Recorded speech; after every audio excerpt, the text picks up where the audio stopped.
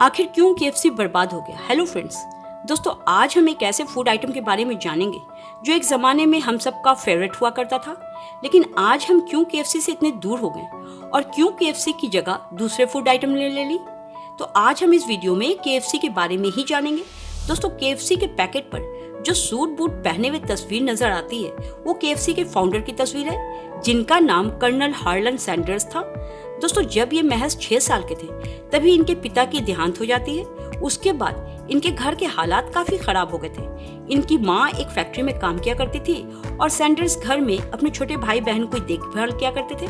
धीरे धीरे महज 7 साल की उम्र में ही इन्होंने अपनी माँ से खाना पकाना सीख लिया था।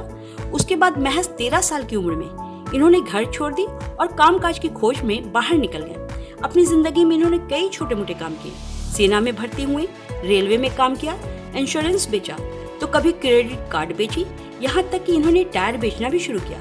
मतलब कई तरह के छोटे मोटे काम करते हुए ये अपनी जिंदगी जी रहे थे। उसके बाद 1930 में सैंडर्स ने एक छोटा सा केबिन रेंट पर लिया और वहाँ एक टेबल लगाकर इन्होंने अपना काम शुरू किया। उनके हाथों में जादू तो थी ही, बचपन का सीखा काम आने लगा। वो वहाँ आते जाते लोगों के लिए खाना बनाते और उन्हें खिलाने का काम शुरू किया। लोगों को उनके हाथ का खाना काफी पसंद आने लगा। लोगों ने उनकी काफी तारीफ की। उसके बाद उन्हें उससे काफी फायदा भी होने लगा, अच्छी कमाई होने लगी। उसके बाद फौरन उन्होंने एक बड़ी जगह ले ली और फिर वहां से उन्होंने अपने काम को बढ़ाना शुरू किया। फिर धीरे धीरे सैंडर्स ने अपने मेनू में फ्राइड चिकन को भी इंक्लूड किया। इस फ्राइड चिकन के टेस्ट ने लोगों को दीवाना बना दिया। उनके रेस्टोरेंट के आगे कस्टमर्स की भीड़ लगने लगी। दूर दूर से लोग आते उस टेस्ट को टेस्ट करने के लिए। दरअसल उस फ्राइड चिकन में सैंडर्स ने 11 तरह के खुफिया हर्ब्स मिलाकर तैयार करते थे, जैसे कि सालों पहले उनकी माँ बनाया करती थी।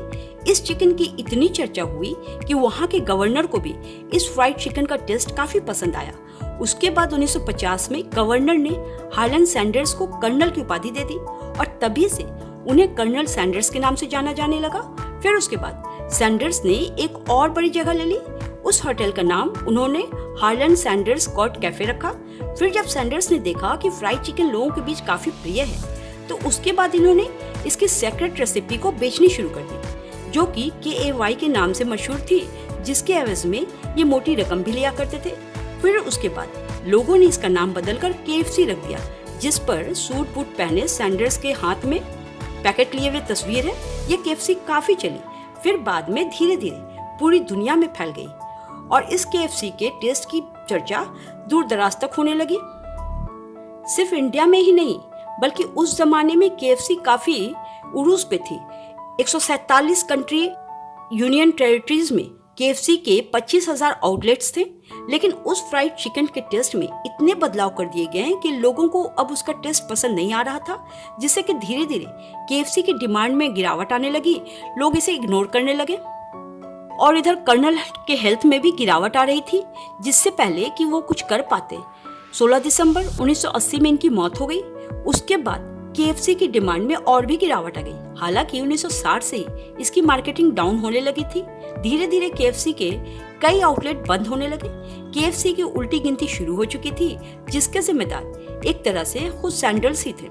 दरअसल जब सैंडर्स ने KFC की फ्रेंचाइजी बढ़ानी शुरू की थी, तो वो उसके टेस्ट और क्वालिटी के साथ भी कॉम्प्रोमाइज कर लिए थे, जिस वजह से इसके टेस्ट के जो दीवाने थे लोग, जिन्होंने इसे पहले टेस्ट किया था, उस टेस्ट में काफी बदलाव हो चुके थे।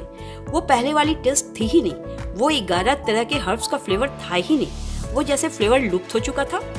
नतीजा यह हुआ कि लोग इसे इग्नोर करने लगे और तब तक लोगों के सामने और भी कई तरह के फूड आइटम्स की वैरायटी आ गई थी। तो ये थी छोटी सी जानकारी KFC के फेल्ड होने की। अच्छी लगी हो तो लाइक शेयर सब्सक्राइब जरूर करना। शुक्रिया।